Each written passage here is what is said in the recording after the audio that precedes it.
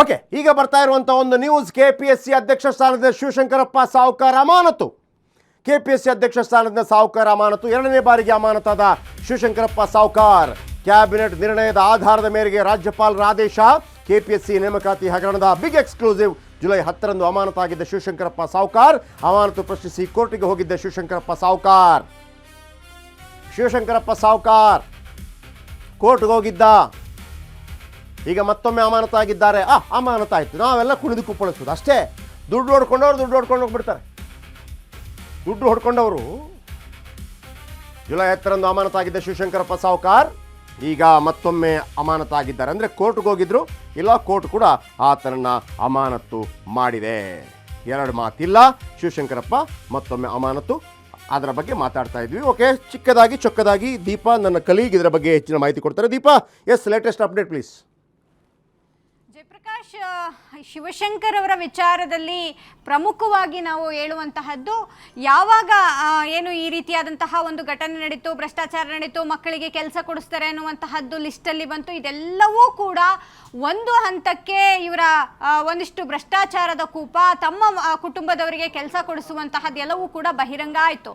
ಬಹಿರಂಗ ಆದ ಬಳಿಕ ನೇರವಾಗಿ ರಾಜ್ಯಪಾಲರೇ ಅವರನ್ನು ಅಮಾನತು ಮಾಡುವಂತಹ ಕೆಲಸ ಮಾಡಿದ್ರು. ಆದರೆ ಅದನ್ನು ಪ್ರಶ್ನಿಸಿ ಕೋರ್ಟ್ಗೆ ಹೋಗಿದ್ರು. ಕಾರಣ, ಸಂಪುಟದ ಒಪ್ಪಿಗೆ ಇಲ್ಲದೆ ಅಮಾನತು ಮಾಡಿದ್ದಾರೆ ಅನ್ನುವಂತಹದ್ದು ಅವರ ಕೋರ್ಟ್ನ ಮುಂದಿಟ್ಟಂತಹ ತಾಂತ್ರಿಕ ಕಾರಣ.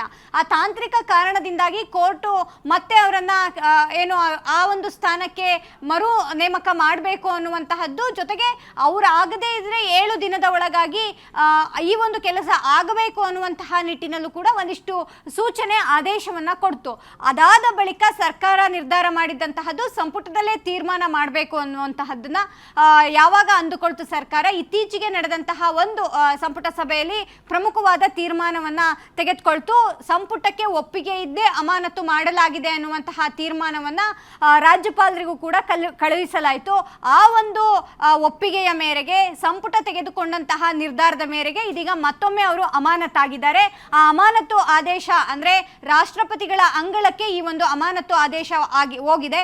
ರಾಷ್ಟ್ರಪತಿಗಳು ತಮ್ಮ ನಿರ್ಧಾರವನ್ನ ತಿಳಿಸುವವರೆಗೂ ಕೂಡ ಅಲ್ಲಿ ಅಮಾನತಿನಲ್ಲಿ ಇಡಬೇಕು ಅವರನ್ನ ಅನ್ನುವಂತಹದ್ದು ಕೂಡ ರಾಜ್ಯಪಾಲರು ಈಗ ಸ್ಪಷ್ಟವಾಗಿ ಪತ್ರದ ಮುಖೇನ ಅದನ್ನ ಸೂಚನೆಯನ್ನ ಕೊಟ್ಟಿರುವಂತಹದ್ದು. ಥ್ಯಾಂಕ್ ಯು ದೀಪಾ, ನಿಮ್ಮಲ್ಲ ಅಪ್ಡೇಟ್ಗೆ thank you so much. Deepa ನನ್ನ ಕಲೀಗ್ ಇದರ ಬಗ್ಗೆ ಅಪ್ಡೇಟ್ ಕೊಟ್ಟರು. ಆದರೆ ಒಂದು ವಿಚಾರ ಹೇಳ್ತೀನಿ ವೀಕ್ಷಕರೇ, ಸಾಧಾರಣವಾಗಿ ನಮಗೇನಿರುತ್ತೆ, ಅಮಾನತ ಆಯ್ತಾ, ಹಂಗೇನಲ್ಲ. ಇವರು ದುಡ್ಡು ಹೆಂಗೆ ತಿಂತಾರೆ ಗೊತ್ತಾ? ಒಂದು ಉದಾಹರಣೆ ಕೊಡ್ತೀನಿ ಕೇಳಿ. ಈಗ ಈ ಮೆಜೆಸ್ಟಿಕ್ಕಲ್ಲಿ ಯಾರಾದರೂ ಪಿಕ್ ಪಾಕೆಟ್ ಮಾಡ್ತಾರಲ್ವಾ, ಪಿಕ್ ಪಾಕೆಟು, ಚೈನು, ಏನೋ ಒಂದು ಪಿಕ್ ಪಾಕೆಟ್ ಏನೇ, ಅವ್ರ ಮೇಲೆ 420 ಕೇಸ್ ಹಾಕ್ತಾರೆ ಪಿಕ್ ಪಾಕೆಟ್ ಮಾಡಿದರೆ. ಅದರಲ್ಲಿ 100 ರೂಪಾಯಿ ಇದೆ, 200 ರೂಪಾಯಿ ಇದೆ, ಬೇರೆ ವಿಚಾರ. ನಾನು ಅದನ್ನು ಸಮರ್ಥಿಸ್ಕೊಳ್ತಾ ಇಲ್ಲ, ಹೇಳಿದೆ. ಈಗ ಕೆಲವು ಭ್ರಷ್ಟಾಚಾರ ಮಾಡ್ತಾರೆ. ಅದು ಕೂಡ ಈಗ ಕೆಲವರು ಈ ಮನೆ ಕೊಡ್ತೀನಿ, ಸೈಟ್ ಕೊಡ್ತೀನಿ, ಅಪಾರ್ಟ್ಮೆಂಟ್ ಕೊಡ್ತೀನಿ ಅಂತೇಳಿ ದುಡ್ಡು ಖರೀದಿ ಮಾಡ್ತಾರಲ್ಲ, ಅದು ಕೋಟಿಗಟ್ಟಲೆ ಮಾಡಿರ್ತಾರೆ. ಈ IMA ಹಗರಣ, ಇಂಥೆಲ್ಲ ಕೆಲವು ಹಗರಣಗಳಿರುತ್ತೆ. ಅಲ್ಲಿ ಪಿಕ್ ಪಾಕೆಟ್ ಮಾಡಿದ ಒಂದು ಕೂಡ 420 ಕೇಸ್. ಅದಕ್ಕೆ ಮ್ಯಾಕ್ಸಿಮಮ್ 6 ತಿಂಗಳಿಂದ 6 ವರ್ಷ ಜೈಲಿರುತ್ತೆ.